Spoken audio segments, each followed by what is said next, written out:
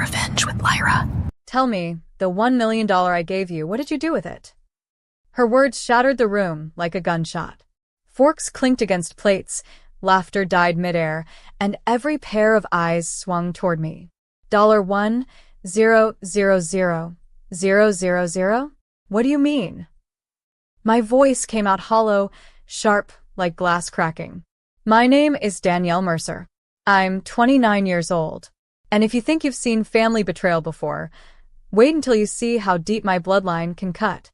What happens when the people who raised you decide you're guilty of crimes you never even touched? I stared across the table. My brother, Aaron, who hadn't lifted a finger in years, suddenly shifted in his seat. His face turned white, lips pressed so tight they almost disappeared. He wouldn't meet my eyes. Mom leaned closer, her manicured nails tapping the tablecloth like a drum of judgment. Dad sat stone silent, jaw clenched, gaze burning holes through me. Around us, cousins and aunts whispered like spectators at an execution. I felt the heat climb my throat.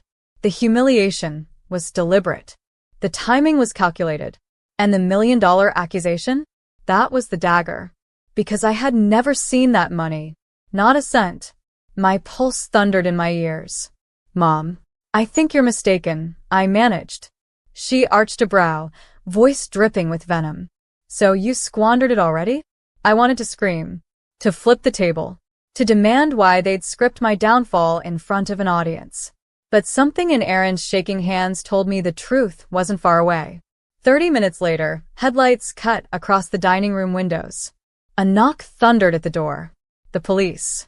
And in that moment, I knew someone had set me up. The officer's boots echoed across the hardwood floor as silence suffocated the dining room. Danielle Mercer? He asked, his voice deep, clipped, official.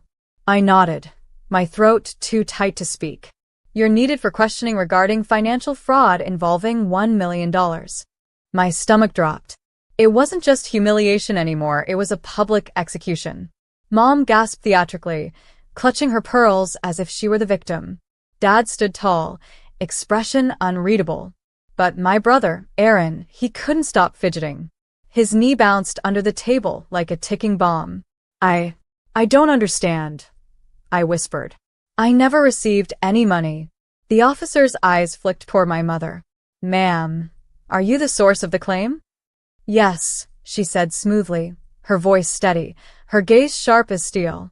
I transferred $1 million to Danielle last year. I want to know where it went. Gasps rippled across the room. Aunts whispered. Cousins pulled out their phones.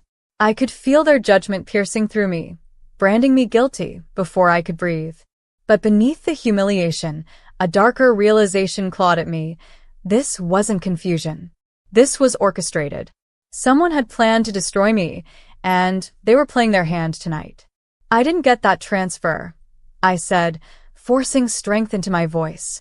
Check my accounts. Check every statement I've ever made. The officer studied me, then turned to my brother. And you are? Aaron flinched. I'm just her brother. But his voice cracked, thin and guilty. My mother's glare sliced through him like a whip, warning him to stay silent. Something twisted in my gut. The missing million, the sudden accusations, Aaron's guilty pallor. The trap was set, but not for me. And soon, everyone would see it. The officer's pen scratched across his notepad, every stroke louder than the pounding in my chest. Ms. Mercer, you're right. We'll need full banking records. He turned toward Aaron. But something's off. Why do you look nervous, sir? Aaron's chair screeched back.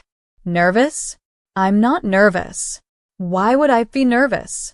The words spilled out too fast, too defensive. Everyone noticed. My aunt coughed into her napkin to hide a smirk. My cousin whispered, he's sweating through his shirt. I steadied myself, straightened my spine, and locked eyes with my mother. If you transferred $1 million to me, show the proof. The wire receipt, the account number, anything. Her lips pressed together. She didn't move. The officer raised an eyebrow. Ma'am? She waved her hand with dismissive elegance. It was done through my financial advisor. He handled everything.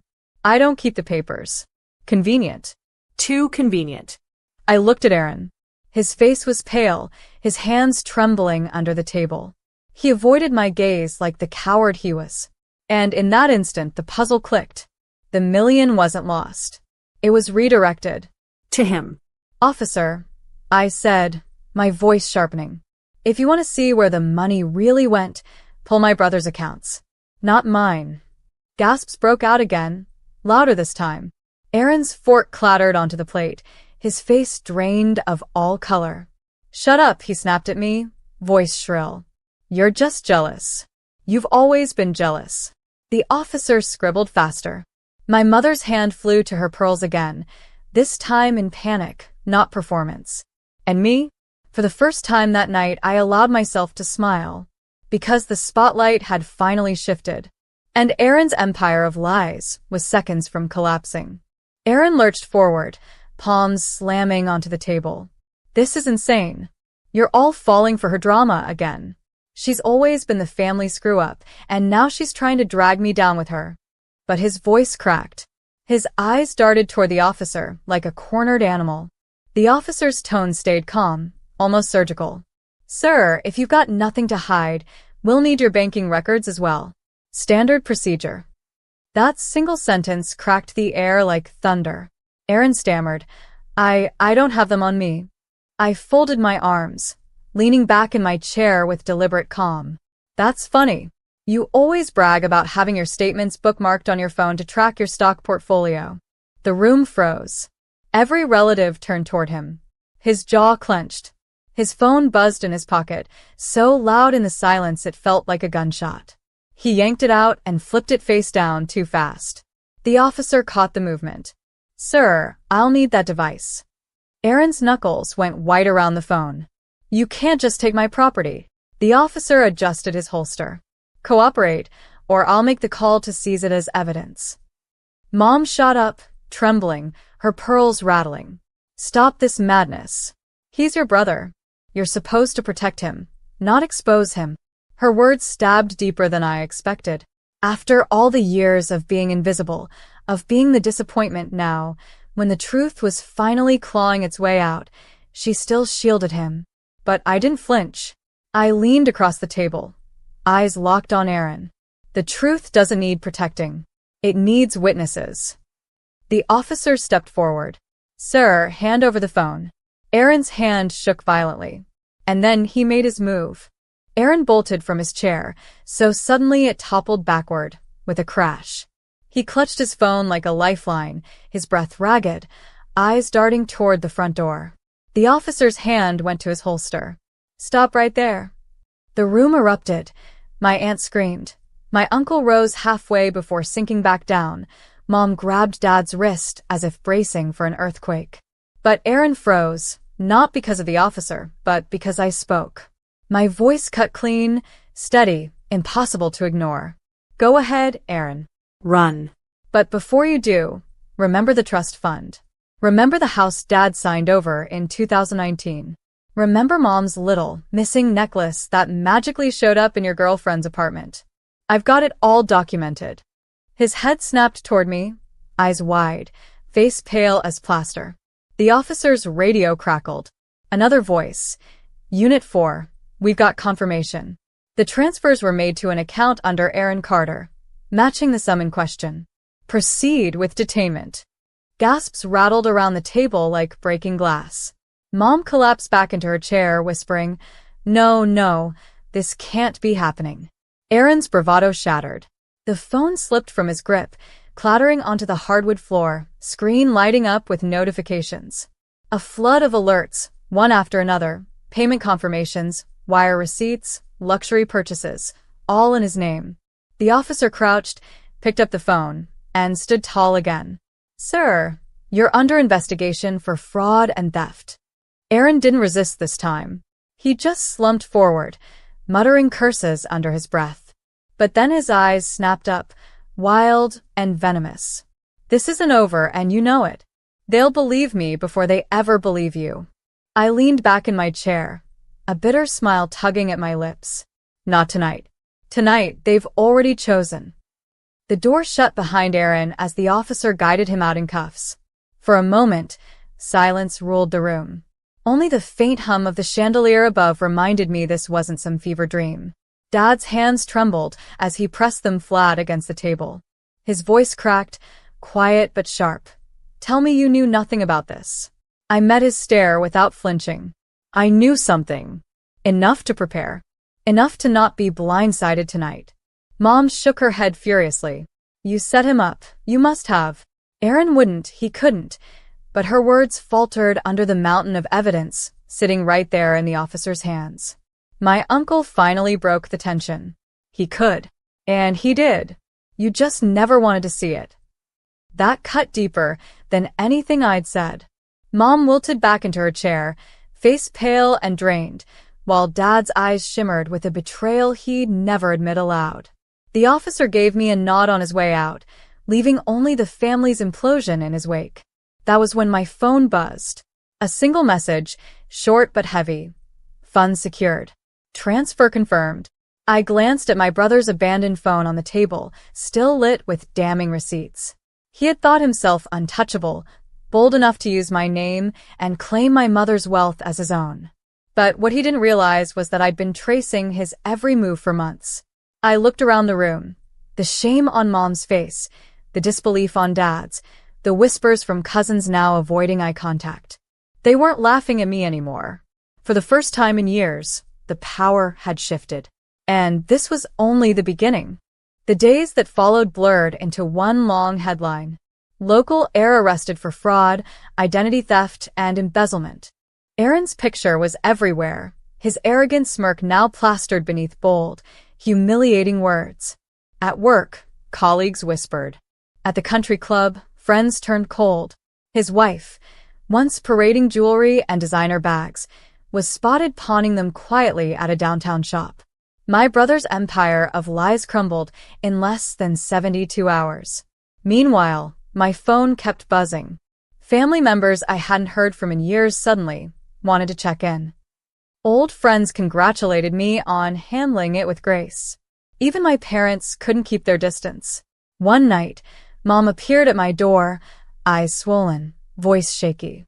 "You could have told us," she whispered. "We didn't have to find out like this." I folded my arms. "You chose not to see, Mom. You protected him while he stole from me, while he dragged my name through the mud. Did you ever once stop to ask how I was surviving?" Her lips parted, but no sound came.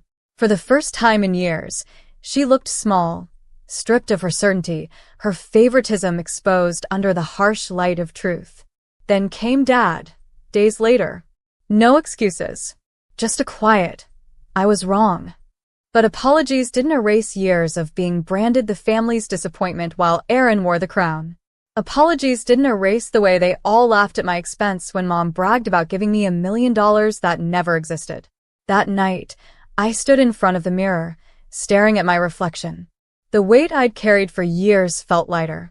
Their shame was theirs to bear now, not mine. Tomorrow, the final piece of my plan would fall into place. The courtroom was colder than I expected. Rows of faces, family, neighbors, reporters, lined the benches, their whispers echoing as Aaron was led in, shackled at the wrists. For once, he wasn't the golden son, the untouchable prince. He was just another criminal, pale and trembling under the fluorescent lights. The prosecutor laid everything bare: forged signatures, stolen transfers, secret accounts. Each document was another nail in the coffin of the image my parents had built around him. When my name appeared on the evidence screen, victim, narrator's name, I felt my lungs finally expand, like I'd been holding my breath for years. Aaron's attorney tried to spin it, blaming stress, blaming miscommunication. But when the judge read out the sentence, 12 years, no parole, the room erupted. Gasps, murmurs, my mother's faint sob. I didn't cry. Not one tear. I just sat still, hands folded in my lap, as the weight of my family's betrayal shifted off my shoulders and onto theirs. Outside, cameras flashed. Reporters shouted my name, asking how it felt to win. But this wasn't about victory. It was about reclaiming myself. Weeks later, my parents showed up again, not with demands this time, but with silence. My father held out an envelope, bank documents returning what was left of my inheritance untouched. My mother's eyes searched mine for forgiveness. I simply closed the door. That night, I walked through the halls of my home, every corner finally feeling like mine. No shadows of favoritism. No weight of false accusations. Just quiet. For years, they made me the embarrassment, the black sheep, the forgotten one. But in the end, it was their golden boy